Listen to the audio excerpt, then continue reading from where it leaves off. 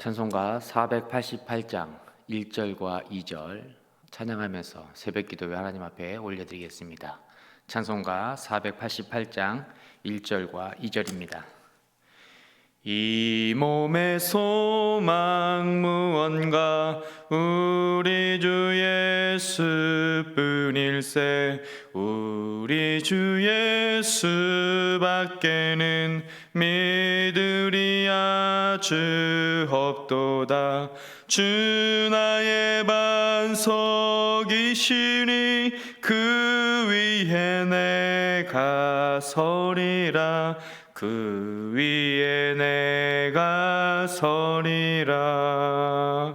무섭게 바람 부는 밤 물결이 높이 설렐 때 우리 주 크신 은혜에 소망에 닿을 주리라.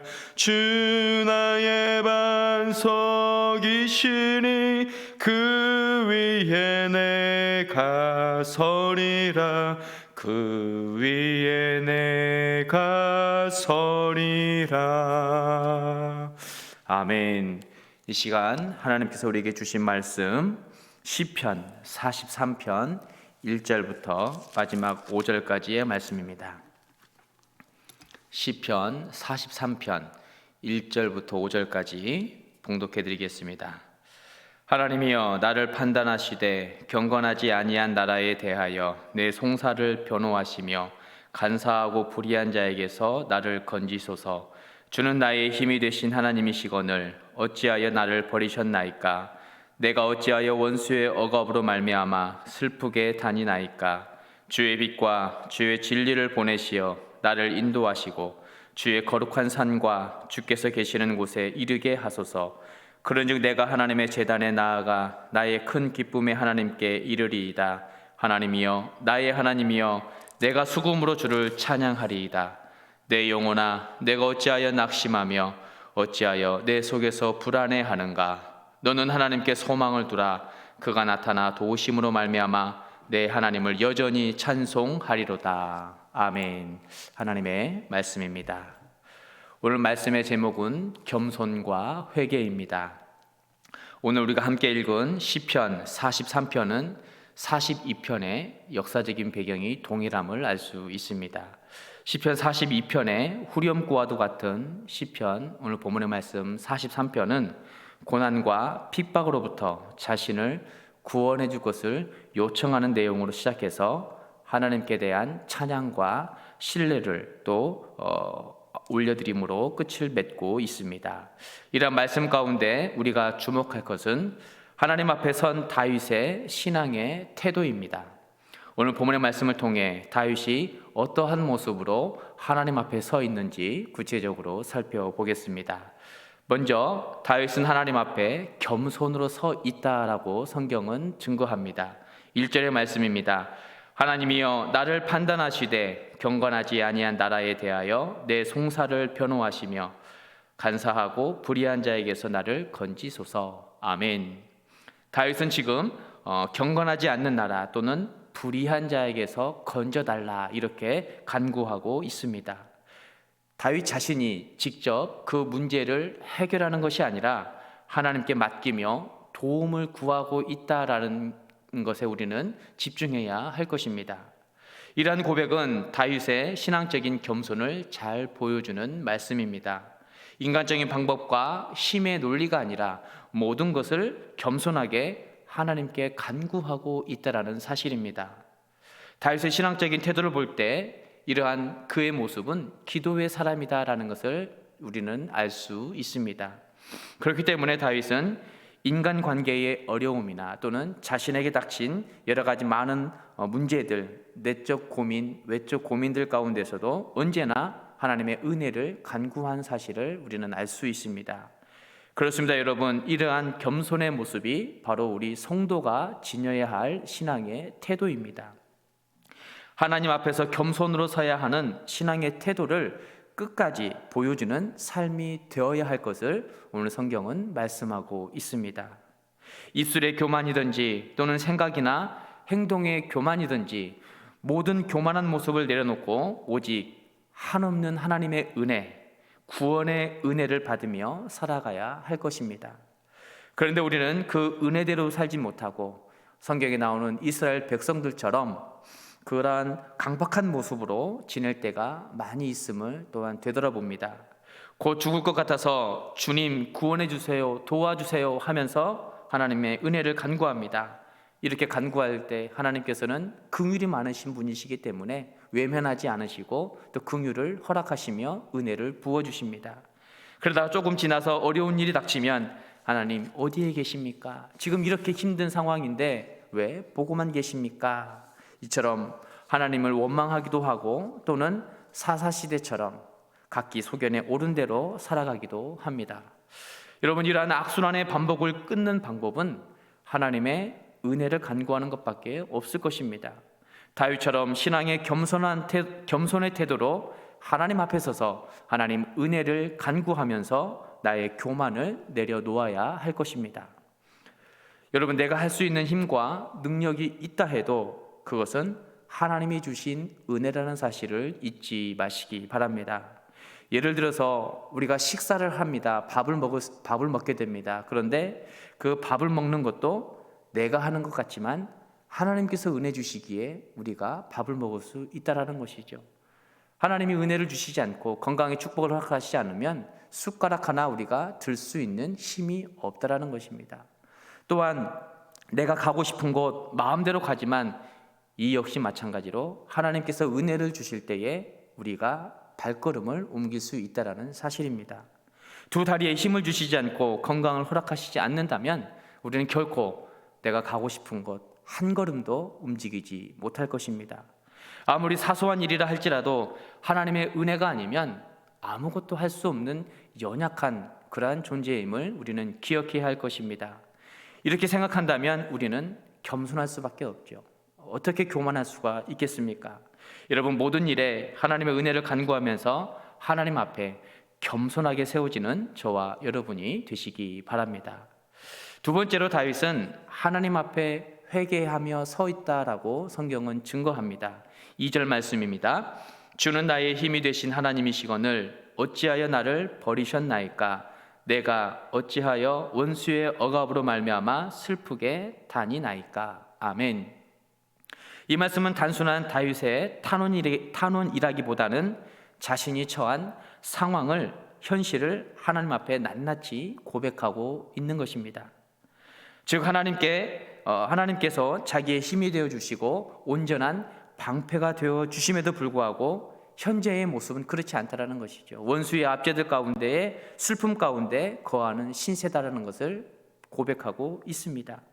그러면서 다윗은 자기의 능력이 되시고 또한 구원자가 되신 하나님을 향해 어찌하여 나를 버리셨나이까 하면서 그러한 말에 회개하고 있다라는 사실이죠. 5절에 보면 다윗이 회개하는 모습이 구체적으로 담겨 있습니다. 5절 말씀을 봉독해 드리겠습니다. 내 영혼아, 내가 어찌하여 낙심하며 어찌하여 내 속에서 불안해하는가? 너는 하나님께 소망을 두라. 그가 나타나 도우심으로 말미암아 내 하나님을 여전히 찬송하리로다. 아멘. 2절에서는 어찌하여 나를 버리셨나이까 하면서 묻고 따집니다.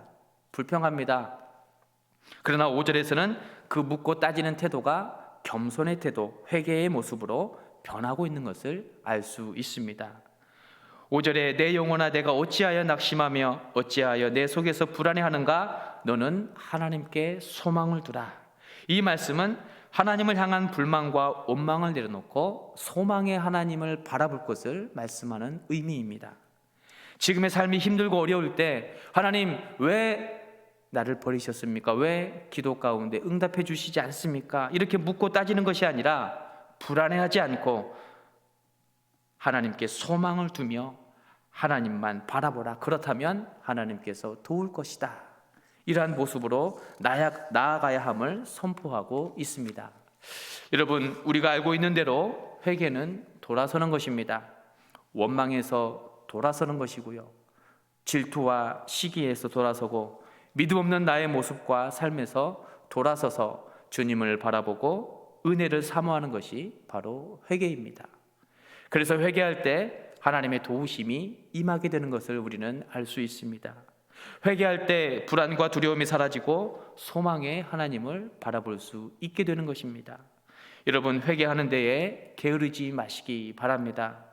회개하는 데에 게으른 것이 아니라 늘 부지런히 하나님께 부르짖고 외치면서 하나님의 도우심을 간절히 구하시기 바랍니다. 우리가 살아가면서 일시적으로 원망하고 또한 불평할 수는 있을 것입니다. 그러나 그러한 모습이 계속 지속 반복되어서는 안 될 것입니다. 여러분, 불평과 원망의 자리에서 회개의 자리로 돌아섬으로 우리를 도우시는 소망의 하나님을 만나는 저와 여러분이 되시기 바랍니다.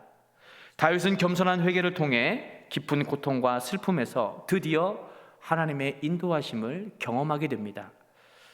하나님의 인도하심 외에는 그 어떠한 노력도 자신을 구할 수 없다라는 것을 깨달으면서 3절의 말씀처럼 하나님의 인도하심을 간구하고 있습니다. 3절입니다. 주의 빛과 주의 진리를 보내시어 나를 인도하시고 주의 거룩한 산과 주께서 계시는 곳에 이르게 하소서. 아멘. 3절에서 말씀하는 주의 빛과 주의 진리는 바로 하나님께서 이 땅에 보내신 세상의 빛과 진리 되신 예수 그리스도를 의미합니다. 여러분, 빛과 진리 되신 예수 그리스도를 바라보시기 바랍니다. 나의 삶을 보면 걱정할 수밖에 없어요. 우리의 현재의 모습을 바라보면 무너질 수밖에 없습니다. 답이 나오는 인생이 아니라 답답한 그러한 삶을 살아갈 수밖에 없다라는 것이죠. 그러나 빛과 진리 되신 예수님을 바라보면 무너짐이 아니라 주님께서 세워주실 것입니다. 내 자존심과 싸워 이기게 하시고 다스릴 수 있는 힘과 능력을 주시고 절제할 수 있는 능력과 어려운 상황을 잘 극복할 수 있는 지혜를 허락해 주십니다. 여러분, 주님께 맡기는 그러한 삶이 되시기 바랍니다. 예수님께서 마태복음 15장 14절에서 맹인이 맹인을 인도하면 둘 다 구덩이에 빠진다라고 말씀하신 것처럼 한 치 앞도 모르는 나의 삶을 내가 어떻게 책임지며 이끌어갈 수 있겠습니까? 사람의 미래를 어떻게 책임질 수가 있겠습니까? 우리는 앞을 볼 수 없는 맹인과도 같은 부족하고 연약한 사람들입니다. 한 치 앞을 내다볼 수도 없습니다. 그렇게 우리를 만드시고 나를 가장 잘 아시는 창조주의 하나님을 더욱더 의지하고 맡겨야 합니다. 모든 근심과 걱정을 내려놓고 하나님을 찬양해야 할 것입니다. 4절 말씀을 보겠습니다. 4절에서 다윗이 하나님을 찬양하고 있는데 어떻게 찬양하는지 함께 보겠습니다. 그런즉 내가 하나님의 제단에 나아가 나의 큰 기쁨의 하나님께 이르리이다. 하나님이여, 나의 하나님이여, 내가 수금으로 주를 찬양하리이다. 아멘. 하나님께 맡길 때 우리는 새로워질 수가 있습니다. 하나님께 모든 것을 맡길 때 우리 안에 있는 슬픔과 불안과 원망이 찬양으로 변할 수 있을 것입니다. 그리고 다윗의 찬양을 여러분 자세히 살펴보시기 바랍니다. 지금 찬양하고 있는 모습은 과거에 올려드린 찬양이 아니라 현재에 고백하고 있는 찬양입니다. 우리는 과거의 은혜를 자주 이야기하고 고백합니다. 더러는 그러한 과거의 은혜, 그것을 간증이라고 하지요. 그 간증으로 은혜를 나누기도 합니다. 그러나 여러분, 과거는 과거일 뿐입니다. 지금 내가 은혜를 누리지 못하고 주님을 만나지 못한다면 그 신앙은 힘을 잃어가고 죽어가는 신앙일 것입니다. 왜냐하면 우리는 과거의 은혜로만 살 수 없는 존재들이기 때문입니다. 어제 밥을 먹었다고 해서 오늘 먹지 않는다면 우리는 살아갈 수가 없죠. 마찬가지로 우리의 영혼이 살아가는 길은 과거의 은혜가 아니라 현재에 부어지는 은혜를 경험해야 하는 것입니다. 지금 하나님을 만나야 하고 지금 내 영혼이 생명수 가운데 나아가서 공급을 받아야 합니다. 그래야 살 수 있다라는 것이죠. 여러분, 마태복음 16장 베드로의 고백을 한번 생각해 보시기 바랍니다. 주님께서 과거의 신앙 고백 위에 교회를 세우신 것이 아니라 현재의 지금의 신앙 위에 교회를 세우셨다라는 것을 알 수 있습니다. 간증은 과거의 은혜입니다. 간증은 우리 신앙의 유익이 되고 도전이 되기는 하지만 교회를 세우지는 못할 것입니다. 교회는 과거의 간증이 아니라 현재의 신앙 고백과 함께 말씀 위에 세워지는 것이 바로 교회입니다. 예전에 아무리 거창하게 하나님을 만났어도 지금의 하나님을 만나지 못한다면 교회는 세워지지 못할 것입니다. 과거에 아무리 큰 은혜를 경험했어도 지금 그 은혜를 계속해서 경험하지 못한다면 그 신앙은 힘과 능력이 없을 것입니다. 여러분, 지금 하나님을 만나시고 지금 하나님의 은혜를 경험하시기 바랍니다. 오늘 성경은 겸손과 회개를 명령하고 선포합니다. 이러한 겸손과 회개가 없다면 우리는 소망의 하나님을 만날 수 없을 것이고 또 현재의 은혜를 경험하지도 못할 것입니다. 오늘 하루를 지내시면서 겸손과 회개를 통해 전적으로 주님께 맡기시면서 주 앞에서는 저와 여러분이 되시기 바랍니다. 기도하겠습니다. 존귀하신 하나님 아버지, 감사합니다. 오늘도 저희들에게 귀한 새로운 한 날을 허락하여 주시니 감사드립니다. 이 하루 겸손과 회개로 나아가는 하루가 되게 하여 주옵소서. 하나님, 아무것도 할 수 없는 존재임을 저희들 고백합니다. 주님께서 은혜 주시지 않으면 발걸음 한 걸음도 옮길 수 없는 연약한 존재임을 고백합니다. 하나님 아버지, 겸손히 오늘 하루를 살아가게 하시고 또한 우리가 알게 지은 죄 모르게 지은 죄 가운데에 회개하며 나아가 하나님께 더욱더 찬양하고 경배하며 나아갈 수 있는 복된 한 날 될 수 있도록 인도하여 주옵소서. 코로나가 계속 장기화되고 있습니다. 이 시간 가운데에 저희들 하나님 잘 견딜 수 있는 은혜를 허락하여 주시고 소망의 하나님을 바라보며 하나님께 맡기며 나아갈 수 있는 하루하루의 삶이 될 수 있도록 인도하여 주옵소서. 또한 뜻하지 않는 사고와 질병으로 힘들어하는 우리 교우들이 있습니다. 차가운 또 수술대 위에서 또 수술을 받아야 하는 그러한 교우들도 있습니다. 오늘 하루 하나님의 은혜를 허락하시고 또 하나님 치유의 광선을 발하여 주셔서 고통 가운데 있는 이들 가운데 하나님 말씀으로 치유하여 주시고 주님의 사랑으로 회복되는 은혜를 경험할 수 있도록 인도하여 주옵소서. 감사드리며 예수 그리스도 이름으로 기도하옵나이다. 아멘. 오늘 하루도 믿음으로 승리하시기 바랍니다.